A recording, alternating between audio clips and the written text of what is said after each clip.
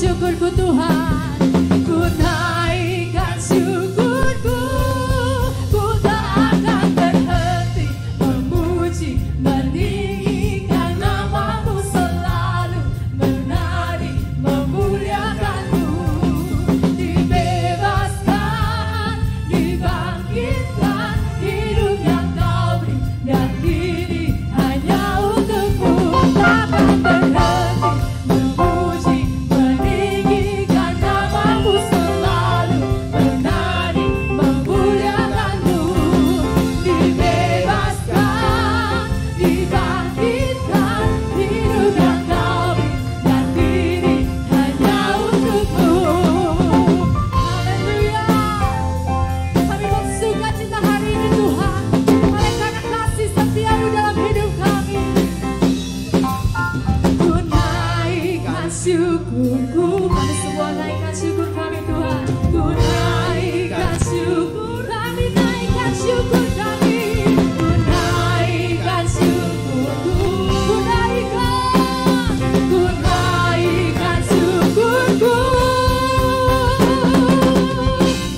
Ku tak akan berhenti memuji, meninggikan nama-Mu selalu, menari, memuliakan-Mu. Kami dibebaskan,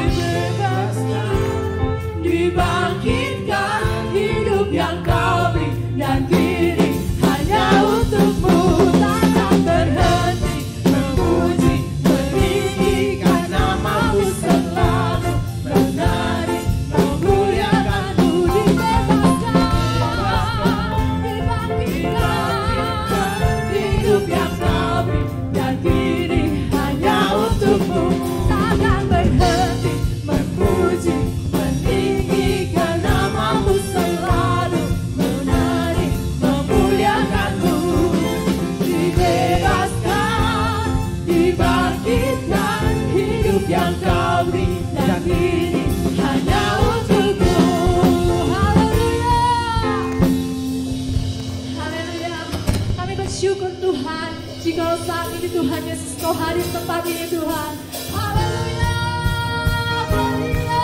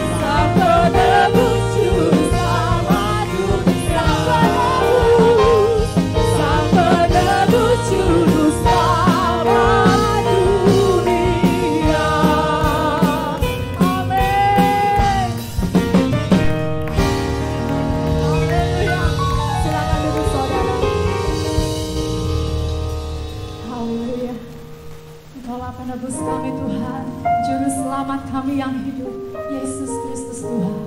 Terima kasih Bapa. Haleluya.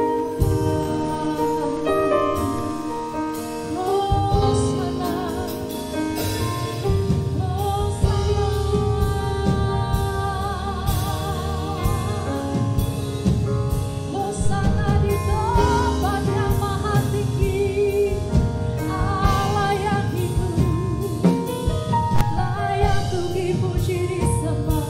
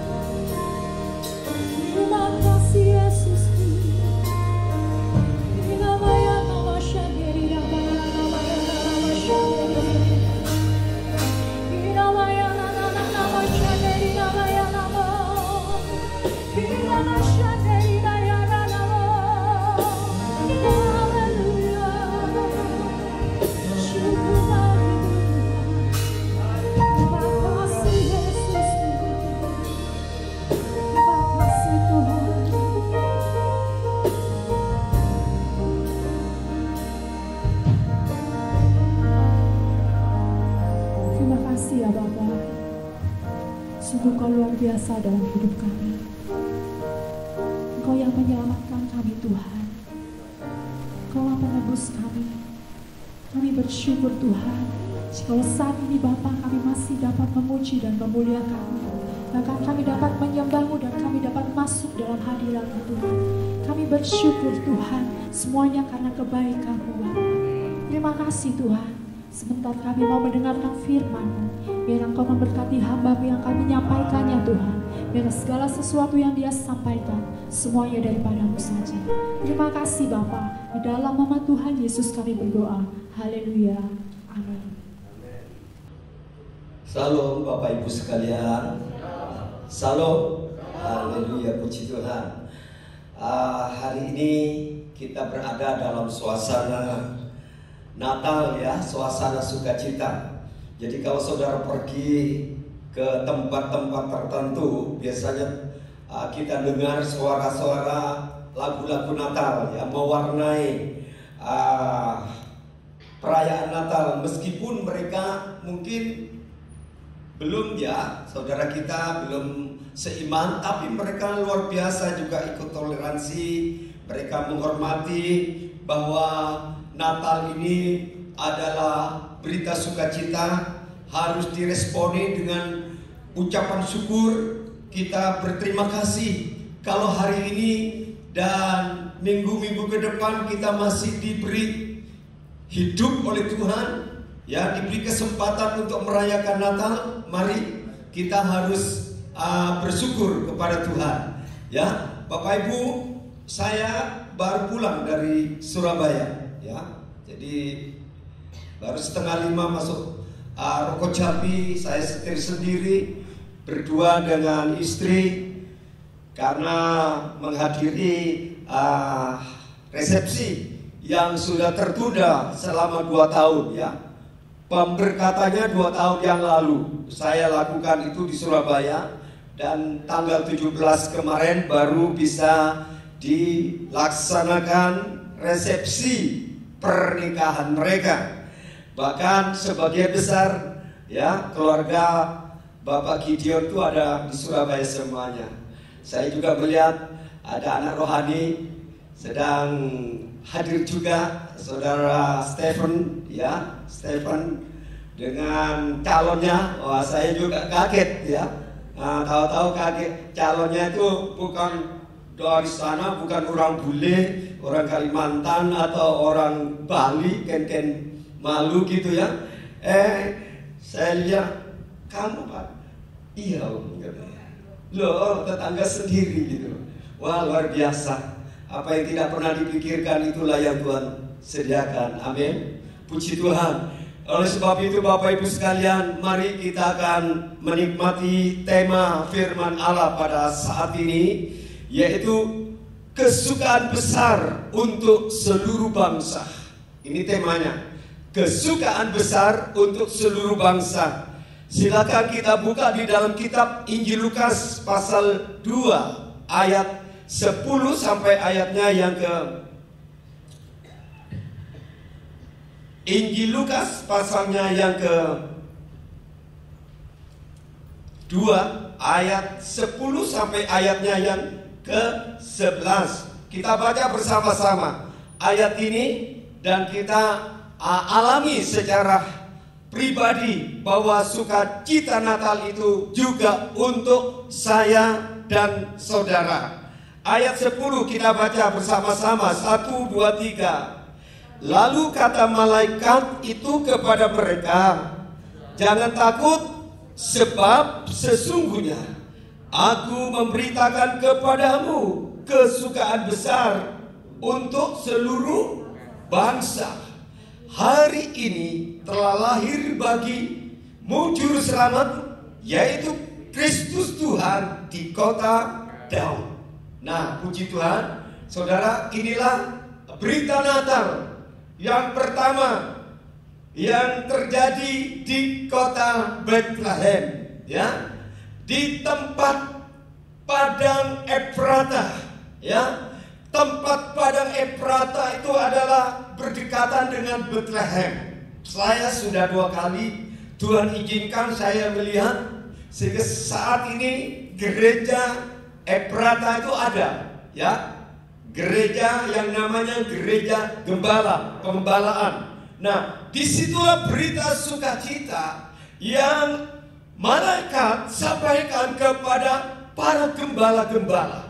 Walaupun gembala ini adalah orang biasa-biasa, orang yang mungkin kurang terpandang di zamannya. Seorang pengembala itu adalah dianggap orang kelas bawah, ya.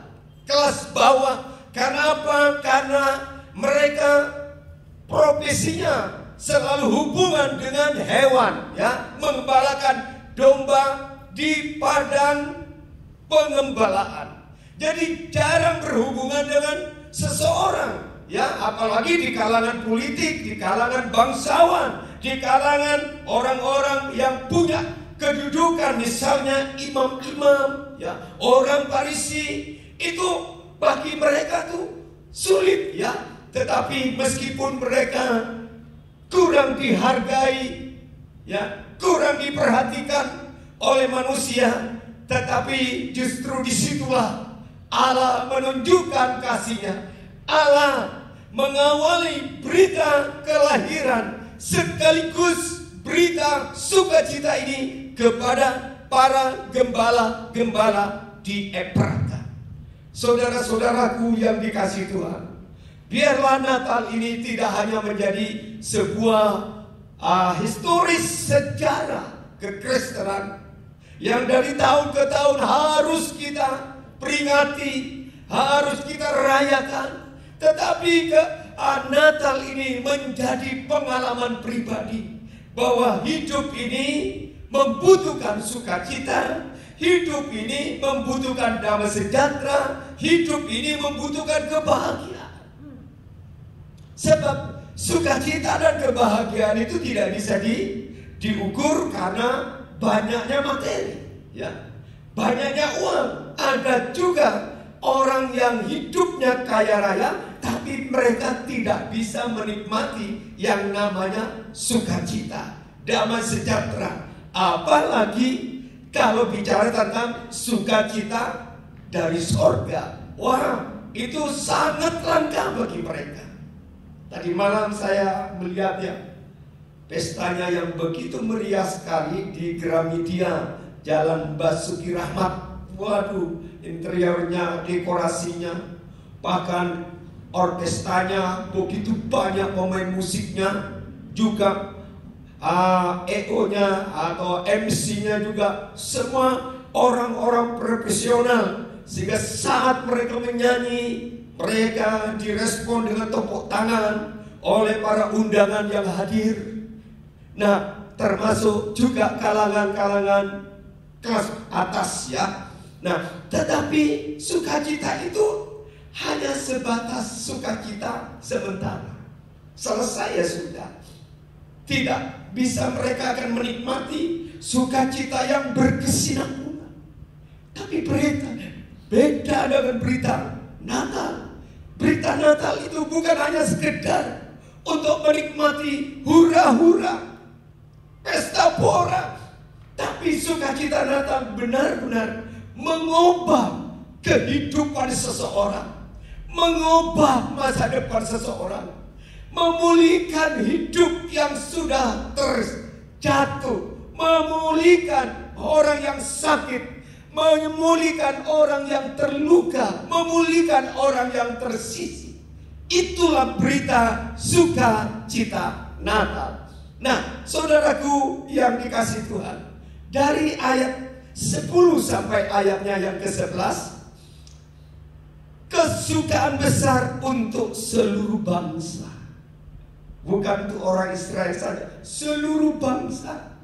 Jadi dari kalimat ini Allah sendiri menghendaki semua orang, semua suku bangsa, mereka bisa bersukacita. Mengapa mereka harus bersukacita? Di berita kelahiran Tuhan Yesus Kristus. Apakah hanya sekedar untuk menjadi bumbu manis di dalam kekristenan setiap kali kita merayakan Natal. Tidak. Paling sedikit saya akan memberikan 3 alasan mengapa hidup kekristenan ini harus bersukacita. Di dalam Natal tahun 2022 ini, hal yang pertama yang saya jumpai di dalam Alkitab, bahwa mengapa kita harus bersukacita? Karena Allah itu menepati janjinya. Dengan kata lain, Allah tidak pernah mengingkar apa yang disabdakan, apa yang dinubuatkan, apa yang ditulis di dalam Alkitab. Berita Natal itu sudah dinubuatkan 700 tahun sebelum Yesus lahir. Di zamannya Nabi Yesaya.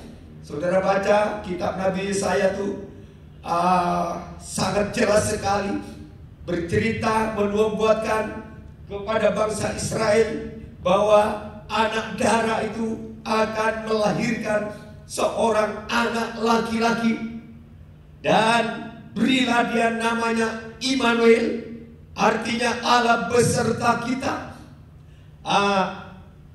Anak Allah yang lahir itu juga mempunyai jabatan-jabatan, ya, Raja Damai dan seterusnya, Allah perkasa dan seterusnya.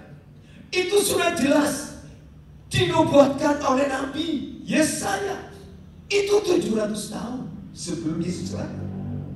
Kalau kita kembali ke belakang lebih jauh lagi, pada zamannya Musa, itu 4.000 tahun sebelum Yesus lahir.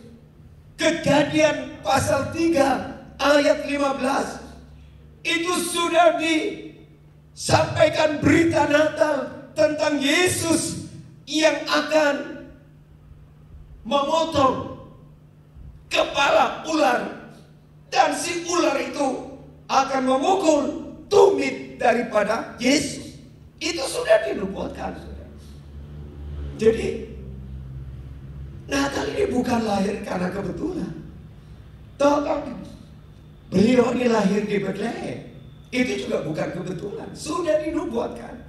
Nabi Mika juga bernubuat. Zaman dulu waktu Yesus lahir, Bethlehem itu sebuah kota kecil, desa, bukan kota. Kalau sekarang sudah derajatnya sudah naik menjadi kota Madiah, ya. Dulu itu desa yang tidak terkenal. Sekarang Bethlehem menjadi kota yang maju, yang berpenduduk kurang lebih 40.000 jiwa. Dan hebatnya lagi, masyarakat Bethlehem itu memiliki toleransi yang tinggi sekali. Masyarakatnya, walaupun masyarakatnya itu multi. Bahkan dalam sejarah dikatakan terakhir ini yang jadi wali kota Bethlehem itu seorang Muslim, saudara. Saudara bayangkan, begitu hidup damai di sana, hidup rukun. Nah, itulah Bethlehem. Tapi Alkitab mengatakan kota yang kecil ini lahirlah 2 raja yang besar. Yang pertama adalah Raja Daud. Daud juga lahir di Bethlehem, seorang raja Israel terkenal di zamannya. Yang kedua, raja di atas segala raja, yaitu Yesus Tuhan. Dia juga lahir di Bethlehem. Jadi desa yang kecil melahirkan pemimpin-pemimpin yang besar. Karena Tuhan tidak pernah ingkar janji. Sebab itu Bapak Ibu, sebagai orang beriman, mari kita belajar mempercayai setiap firman. Bukan hanya percaya bahwa firman Allah itu adalah sabda Gusti Yesus, tetapi kita juga harus mengimani mengimani, mengaplikasikan firman Allah. Apa yang disabdakan oleh Allah itu iya dan amin. Kalau Allah bicara tentang neraka, itu bukan untuk menakut-nakuti seseorang. Demikian juga kalau Allah berbicara tentang surga, itu bukan sekedar untuk menghibur orang-orang Kristen. Kalau Allah berbicara tentang kerajaan milenium, kerajaan pemerintahan 1000 tahun, masa damai di dunia, ini bukan sebuah cerita kosong bahwa satu saat kerajaan 1000 tahun ini akan berdiri di muka bumi selama 1000 tahun. Kalau Allah berfirman dan berjanji bahwa nanti Dia akan datang kembali untuk menjemput umat tebusannya. Pada waktu Dia ada di awan-awan dengan membawa bala tentara surga, serta diiringi dengan musik-musik surgawi, orang-orang yang mati di dalam Kristus itu bangkit dan ketemu Tuhan. Orang yang masih hidup akan diubah sekejap mata untuk bertemu dengan Tuhan selama-lamanya. Nah, inilah berita tentang janji Tuhan. Karena itu Natal yang pertama adalah kaitannya dengan janji Tuhan sudah digenapi. Karena Tuhan bukan seorang pembohong, pendusta yang mudah berjanji, mudah mengucapkan, tapi kadang-kadang cepat dilupakan dan tidak ditaati. Saudara-saudaraku yang dikasihi Tuhan, ini bicara tentang janji, berbicara tentang Nasar. Apa hubungannya? Kalau kita belajar tentang Allah menepati janji, saudara dan saya sebagai pengikut Kristus juga harus belajar menepati janji. Apa yang dijanjikan saudara kepada Tuhan? Coba tayangkan kitab Bilangan pasal 23 ayat 21, 22 sampai 23. Kita baca bersama-sama. 1, 2, 3.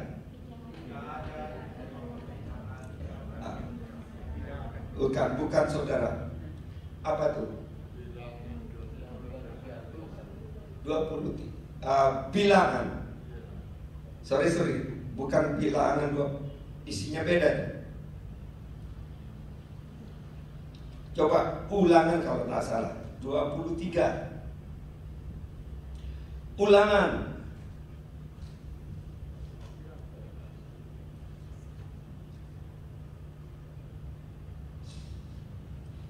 Ulangan ya, bukan Bilangan. Ya, silakan kita baca bersama-sama.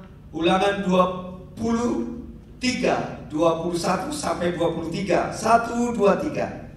Apabila engkau bernasar kepada Tuhan Allahmu, janganlah engkau menunda-nunda memenuhinya.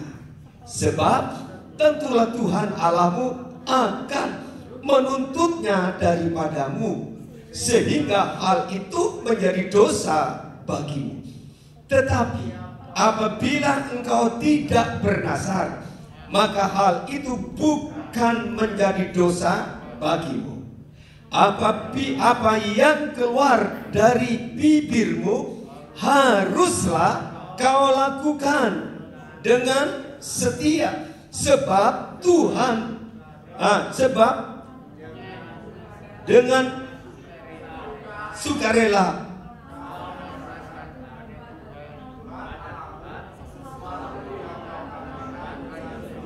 Ya, ini bicara tentang janji. Jadi saudara, kalau Tuhan sudah tidak perlu disangsikan, diragukan. Kalau Dia berjanji pasti ditepati. Nah, dari pihak saya dan saudara sebagai umat, kita harus belajar seperti sifat Tuhan. Apa yang kita janjikan, apa yang kita nasarkan kepada Tuhan, jangan sekali-kali menunda, apalagi melupakan. Sebab Tuhan itu akan menuntut. Tuhan itu akan menuntut. Misalnya seorang dalam pencobaan, dalam masalah, dia berdoa sama Tuhan, Tuhan tolong kalau masalahku sudah selesai, problemku sudah selesai, aku mau kembali setia datang ke gereja. Mungkin saudara mengalami sebuah kasus, saudara berkata, Tuhan, kalau kasusku ini cepat selesai, teratasi, aku mau sungguh-sungguh melayani Tuhan. Ya. Tuhan, kalau rumah warisanku itu laku Tuhan, aku akan kembalikan 10% dari seluruh penjualan aset warisan orang tua. Itu janji saudara. Itu dasar. Ya. Kalau saudara berjanji terus saudara tidak tepati, itu janji itu bukan berarti hilang begitu saja. Mungkin orang lain sudah lupa apa yang saudara janjikan, apa yang saudara nasakan, tapi Tuhan itu kan tidak pernah lupa. Dia akan menuntutnya. Kalau diperingati masih mengeraskan hati, Tuhan pakai cara lain untuk menyadarkan orang ini. Ya, dulu ada anak Tuhan, dia selalu suka bernasar saudara, suka janji, Om saya mau jadi pelayan Tuhan, mau melayani, sambil saya serong usahawan, saya mau terlibat dalam pelayanan di gereja, saya ingin melayani. Wah, dia ngomong di depan saya, bukan hanya di depan saya, ada Tuhan yang mendengar saya. Dia berbicara, saudara. Tapi realitanya, dia tidak melakukan, saudara. Wah, mungkin Tuhan biarkan dia, supaya dia ingat dulu. Tapi dilupakan nasarnya, dilupakan terus. Wah, Tuhan pakai cara, Tuhan ajar. Ajar habis-habisan. Hampir nyawanya tidak tertolong. Nasar lagi saudara. Tuhan, kalau aku bisa sembuh, kalau aku bisa gini-gini, aku mau kembali lagi, mau melayani Tuhan. Nasar lagi, lupa lagi. Sehingga kita dihajar lagi, lebih parah lagi. Jadi menganggap Tuhan itu siapa? Jangan mempermainkan Tuhan. Ya, jangan main-main dengan Tuhan. Tuhan itu kasih, tapi Tuhan juga punya otoritas mengajar, mendidik, dan mendisiplin. Karena Dia sendiri Allah yang selalu menepati janji. Misalnya suami istri berjanji, ya antara pasangannya mau saling mengasihi, saling menghormati, hidup rukun. Tapi kalau mereka hidupnya tidak mentaati firman, itu berarti mengingkari janji sama Tuhan. Ya, konsekuensinya ada. Ya, nah saudara-saudaraku yang dikasih Tuhan, saya pernah bersaksi dulu ya. Ini ceritanya dulu, tapi masih teringat di memori saya. Ada seorang ibu di luar kota, dia bilang begini sama saya mau kasih televisi sama Pak Rudi. Oh, dulu televisi itu agak sulit ya, tidak semua orang punya televisi. Ya, saya kasih televisi. Oh, saya senang, saya tunggu. Nah, saudaraku, singkat ceritanya, rupanya yang berjanji ini dia punya uang. Uangnya dia tuh dilisikan, tahu dilisikan? Bukan diistirahatkan di tempat tidur. Dilisikan itu dia apa ya? Dibungakan gitu kepada seorang di desa dengan bunga yang tinggi. Ya, bunganya tinggi banget. Jadi uangnya ditaruh sana. Karena itu hanya saling kenal mengenal, tanpa perjanjian di atas kertas, tanpa dicatat oleh notaris, ya saling mengenal. Nah, saya tunggu saudara, saya tunggu. mana TV-nya? 1 bulan tidak datang, 6 bulan tidak datang, 1 tahun tidak datang. Terus saya tanya, mana ya? Kamu janji mau kasih TV sama saya? Itu dulu. Uangnya belum cair katanya. Ya saya sabar aja. Nah, saudara tahu, satu hari karena si peminjam uang ini adalah seorang pengingun sapi. Tahu sapi? Jadi tiap hari keluar masuk sapinya bawa ke sawah atau ke sungai. Saudara, sapi besar-besar gitu. Rupanya uangnya itu yang pinjam dari anak Tuhan ini dibelikan sapi itu supaya bisa ternak gitu, bisa melahirkan anak-anak. Nah, suatu saat nggak tahu gimana ceritanya, si pemilik sapi ini tahu-tahu diserodok gitu, disondol oleh sapinya dari belakang. Tahu tembus kok, mati seketika. Terus si pemilik uang tanya sama istrinya, ayo kembalikan uangku pinjam. Oh, saya nggak tahu bahwa suamiku pinjam uang sama bapak. Loh, uang besar ini, nggak di mana buktinya? Singkat ceritanya, hilang. Uangnya dia hilang.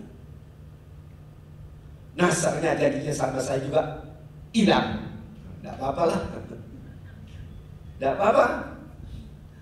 Nanti Tuhan kasih ganti yang lain. Barangkali ganti TV baru dari Lancar Jaya misalnya, ini sempat cerita aja. Tapi saya sudah ada TV, ya. Jadi ini contoh orang yang bernasar, main-main dengan nasar. Tuhan gak mau kekristenan suka berdusta kepada Allah. Berita Natal adalah Allah menepati janji. Apa bukti Allah menepati janji? Dilahirkanlah Sang Juru Selamat di kota Bethlehem, yang disaksikan oleh para gembala-gembala. Gembala-gembala yang ketakutan, yang hidupnya susah, hidupnya tidak ada hiburan. Tapi waktu mereka menjumpai sang bayi yang lahir, mereka hidupnya penuh sukacita, penuh pengharapan. Bukan hanya sukacita, tapi mereka mendapatkan keselamatan. Yang kedua, kenapa kita harus bersukacita? Allah itu kasih, membuktikan kasih Allah kepada dunia. Saya khotbah beberapa hari yang lalu di salah satu desa di Sadiporjo yang dihadiri ratusan orang dalam maupun di luar. Bicara tentang kasih. Kasih Allah adalah jangkauannya. Bukan hanya satu kelompok orang, satu suku, satu bangsa, tapi Allah mewujudkan kasihnya untuk seluruh dunia, seluruh bangsa. Ini membuktikan bahwa Allah adalah sifatnya kasih, karakternya kasih. Tanpa kita mengasihi, Dia tidak akan mengubah karakternya sebagai Allah yang maha kasih. Sekarang, kalau Allah itu adalah Allah yang maha kasih, apa buktinya? Coba Roma pasalnya yang ke-8. Kita baca ayat 32. Roma 8:32. Baca bersama-sama. 1, 2, 3. Ia, yaitu Tuhan. Ia Ia itu adalah Allah Bapa. Ia yang tidak menyayangkan anaknya sendiri. Anaknya sendiri itu siapa? Tuhan Yesus. Tetapi yang menyerahkannya bagi kita semua. Bagaimanakah mungkin Ia tidak mengaruniakan segala sesuatu kepada kita bersama-sama dengan Dia? Allah tidak menyayangkan, karena Allah itu mengasihi. Walaupun dunia waktu itu, dunia itu sudah rusak, dunia sudah bobrok, dunia sudah hancur, oleh perbuatan dosa, tetapi Allah mengasihi dunia sehingga Allah turun ke dunia, menjelma menjadi anak tunggal Allah Bapa, diberikan kepada dunia supaya setiap orang yang percaya tidak binasa. Anaknya sendiri dikasih kepada kita. Apatah lagi hal-hal yang lain. Tuhan juru selamat berarti sorga itu dikasih kepada saudara dan saya. Apalagi tentang hal-hal yang lain yang sifatnya materi, yang sifatnya kebutuhan-kebutuhan hidup. Saudara tahu kanan kiri ini, saudara lihat ini AC. Ini AC, gereja kita punya AC itu sudah 24 tahun saudara umurnya. 24 tahun. Jadi sudah tidak maksimal lagi. Setrumnya banyak, cuma keluar angin tapi dinginnya kurang. Saya pikir Tuhan ini mau Natalan gimana kalau AC pakai yang lama, memang ada yang 2 ini, tapi saya kira masih kurang ke belakang. Hanya doa. Saudara tahu Tuhan itu mengerti apa yang saya doakan. Waktu saya doa saya, amin. Atau saya dapat telepon. Ada anak Tuhan memberikan Nata HC 4 unit. 4 unit saudara. 4 unit itu 18 juta lebih. 20. Itu lain. Jasanya lain. Selang-selangnya dan pipanya, karena blowernya semua ada di atas. Ini membutuhkan tembaga itu kurang lebih 12 meter 1 unit. Itu tambah biaya mahal. Jadi 2 unit itu biayanya biaya jasanya dan beli alat-alatnya itu sudah 2.600.000. Kalau 4 unit berarti sudah 5.200.000. Itu ongkos. Tuhan kasih. Ini anak sekolah minggu dulu. Anak sekolah minggu tinggal di luar kota. Tapi hatinya dia rindu ingin memberkati gerejanya yang pernah di sini. Dia lahir secara rohani. Dia bilang terima kasih untuk taburan. Tapi saya bilang, saya bilang sama anak-anak, ganti semua aja. Loh, mana uangnya? Mana dananya? Sudah yakinlah, Tuhan pasti sediakan. Setelah saya juga di WA saudara, ada seorang. Dia juga, saya mau nabur. Untuk 2 unit AC.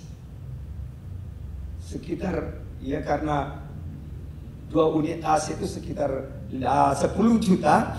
Nah, belum belum alatnya, belum jasanya. Tapi yang jelas Tuhan sudah kirim saudara. Anak-anak Tuhan di sini. Tapi mereka di luar. Nah, ini karena Tuhan. Bahwa Tuhan itu bukan Tuhan yang tuli, yang tidak mengerti dan memahami. Sehingga AC ini 8. Kalau di total sudah berapa puluh juta. Siapa nyangka? Saudara baru dinyalakan tadi bilang, pakai ini kedinginan katanya. Karena yang datang sedikit katanya.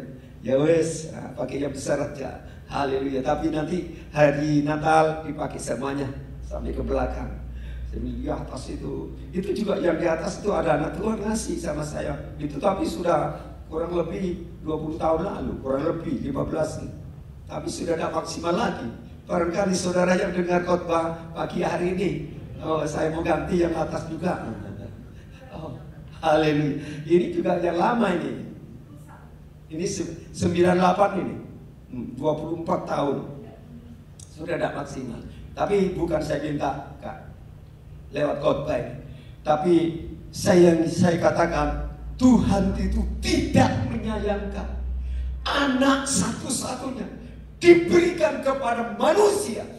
Apatah lagi kalau soal hal yang lain, masalah pergumulan rumah tangga, masalah ekonomi, masalah kesembuhan, masalah pekerjaan, masalah jodoh, masalah keturunan anak, masalah-masalah yang lain. Tuhan itu mampu dan sanggup. Karena Dia adalah Allah yang berkuasa. Itulah yang membuat para gembala bersuka cita. Karena Allah mengasihi mereka. Walaupun mereka orang biasa, tapi mereka dikasihi oleh Tuhan. Dan yang ketiga, yang tidak kalah pentingnya, mengapa kita harus bersuka cita? Ya, mengapa kita harus bersuka cita? Allah itu mau memakai manusia. Allah mau memakai manusia. Jadi untuk menyampaikan berita Natal, itu Allah pakai gembala-gembala. Menyebarkan berita tentang kelahiran Sang Juru Selamat. Dan mereka mau dipakai Tuhan. Dan Allah juga pakai orang yang jauh dari Timur Tengah. Kalau sekarang mungkin diperkirakan itu di negara Irak atau Iran. Para orang-orang Majus, mereka jauh dari negeri sana, datang ke Bethlehem hanya ingin merayakan Natal, hanya ingin bersyukur, ingin bersuka cita, ingin memberikan sesuatu kepada Sang Bayi Kudus dalam bentuk korban. Yang dikatakan di dalam Injil Lukas, ada emas, ada perak, ada keminyak. Orang Majus ini dipakai Tuhan. Padahal mereka itu bukan orang Kristen, bukan orang Yahudi, tapi Tuhan bisa pakai orang. Nah, kalau orang Majus, kalau para gembala dipakai Tuhan, saya sangat yakin dan percaya bahwa berita Natal yang kita rayakan, yang kita peringati 2022, Tuhan juga mau memakai saudara dan saya. Amin. Tentu sesuai dengan kapasitasmu, sesuai dengan talentamu, sesuai dengan kemampuanmu. Tapi kerjakanlah itu. Mungkin aku tidak punya uang, tapi aku punya tenaga untuk mendekor gereja di Natal 2022. Dekor ini, walaupun kelihatannya sepele, ini butuh sampai jam 1 malam, saudara. Mereka naik, turun, pasang lampu yang putus, lampunya putus, saya ganti, diganti yang baru.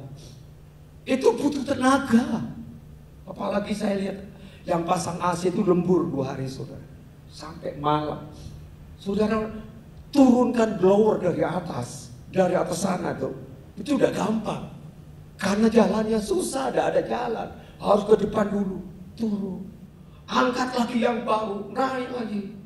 Wah, puji Tuhan, tapi ada panitia yang sangat memperhatikan tukang-tukang yang kerja. Dikasih capcay, bukan capcay, mie, dikasih minuman, dan dikasih makan nasi ini, sehingga capek lelah karena mengejar Natal supaya bisa dinikmati oleh jemaat yang bisa bersyukur. Baik, inilah bagian dari pelayanan. Saudara punya pelayanan apa di Natal ini? Saudara bisa melakukan sekecil apapun. Saudara dapat persembahkan. Kalau orang Majus bisa datang membawa isi petinya itu ada emas, saya tidak tahu berapa kilo emasnya. Bawa keminyan, bawa apa lagi? Embor. Oh, dari jauh mereka memberkati bayi. Tapi ironis, ada seorang raja yang berkuasa di kerajaan Yudea yang bernama Herodes. Mereka tidak menyambut Natal dengan tulus. Mereka tidak menyambut Natal dengan kasih. Mereka tidak menyambut Natal dengan satu pengorbanan. Tapi mereka menyambut Natal dengan kepura-puraan, dengan kebohongan. sehingga mereka membohongi orang yang tulus, orang yang saleh, orang yang mengasihi bayi Yesus. Sehingga dia bilang kepada orang Majus, coba selidiki di mana sang bayi lahir. Kalau kau sudah jumpai bayi lahir itu, laporkan kepada aku juga akan sujud menyembah dia. Apakah benar Herodes mau menyembah Tuhan? Dia mau bunuh itu bayi. Sebenarnya dia alat yang luar biasa. Tapi sayang, Herodes, dia punya kekuasaan, tetapi dia diperalat oleh iblis dan setan, sehingga merusak dan menodai berita Natal, sukacita Natal. Sehingga anak-anak, orang-orang Israel yang usianya 2 tahun ke bawah, yang berjenis laki-laki, semua dibunuh atas perintah Raja Herodes. Jadi Natal itu bisa dipakai Tuhan hidup kita, atau bisa dipakai iblis. Dan saya percaya anak Tuhan yang hadir pada saat ini maupun yang mendengar YouTube ini, kau dipakai Tuhan untuk melayani pekerjaan. Sekecil apapun yang kau bisa lakukan, ayo, paling tidak berita keselamatan sampaikan kepada teman, relasi, juga sahabat. Ayo, tanggal 25 ikut yuk Natal di Rogo Jambi. Tanggal 27 ayo ikut perayaan Natal di gereja kita yang akan dilayani oleh Ibu Pendeta Esther Sulaiman dari Surabaya. Dan saya percaya saudara bisa memenangkan jiwa-jiwa baru. Itu merupakan persembahan yang paling berharga kita berikan kepada Tuhan Natal 2022. Tuhan Yesus memberkati. Haleluya. Mari kita bersukacita karena Tuhan tidak pernah ingkar janji. Tuhan kita adalah Tuhan yang Maha Kasih. Tuhan kita adalah Tuhan yang mau pakai kita untuk menjadi alatnya. Mari kita nyanyi satu pujian. Mari kita akan lagu tadi, sembah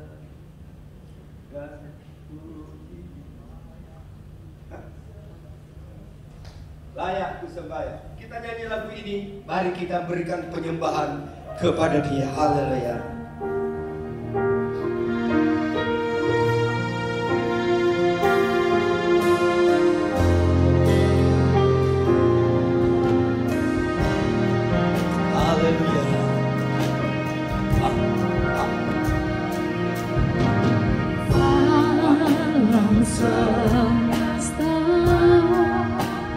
Melukiskan kebesaran Tuhan, bumi dan surga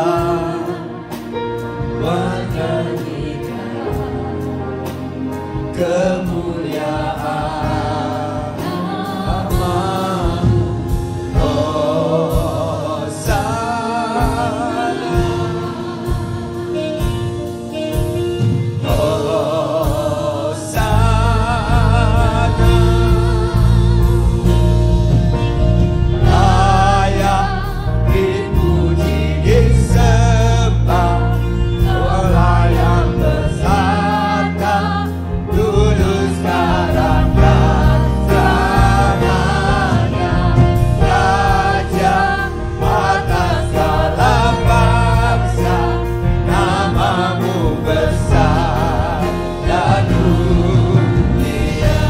Mari kita bangkit berdiri, kita berkatakan haleluya. Layak kau puji disembah, kau layak berkata dulu sekarang dan selamanya. Raja atas segala raja, namamu besar dan sembah Dia layak.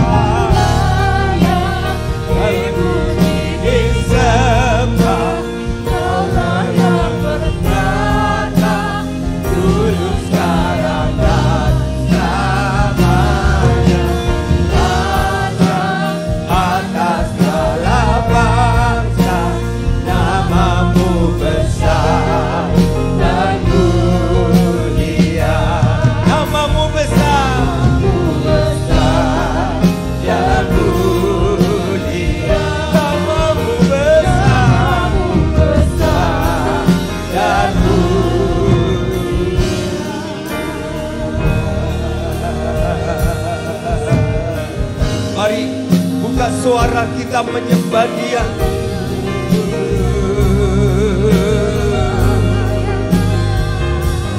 Haleluya.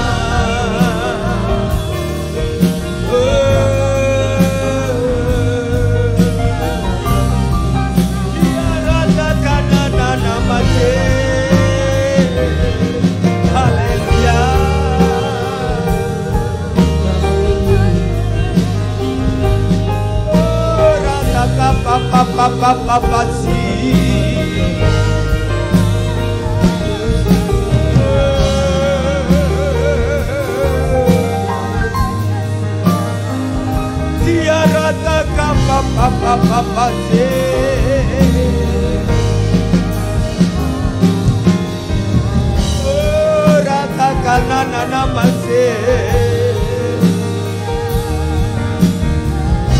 Ratakan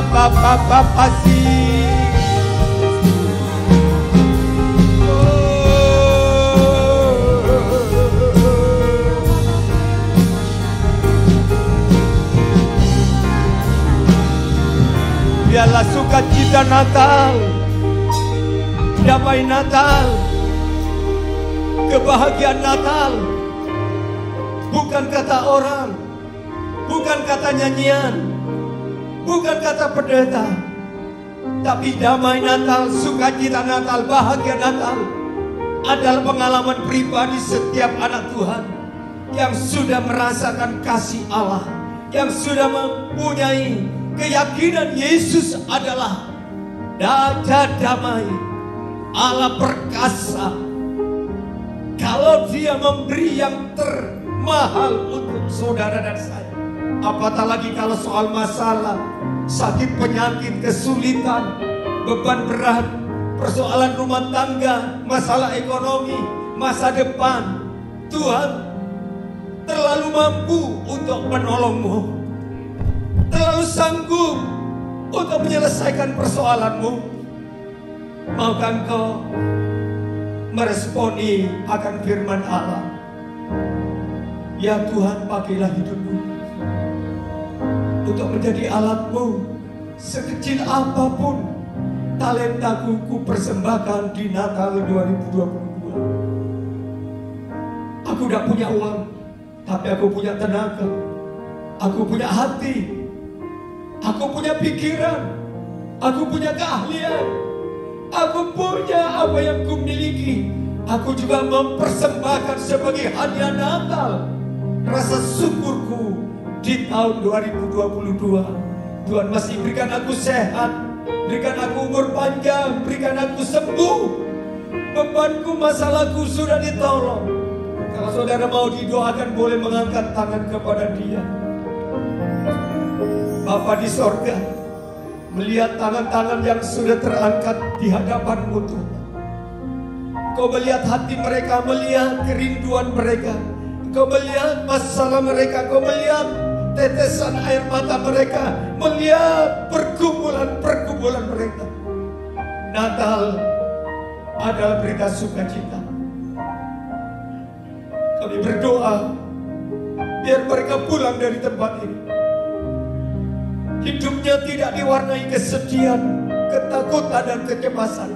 Hidup mereka pulang dengan sukacita Natal, karena Yesus adalah sumber segala-galanya.